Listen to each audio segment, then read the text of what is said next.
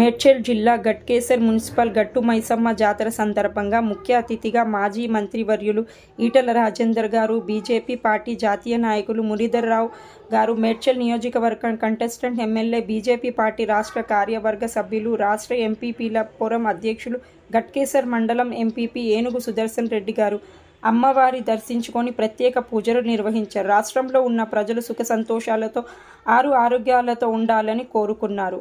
ఈ కార్యక్రమంలో నాయకులు, గ్రామ ప్రజలు, భక్తులు పెద్ద ఎత్తున పాల్గొన్నారు.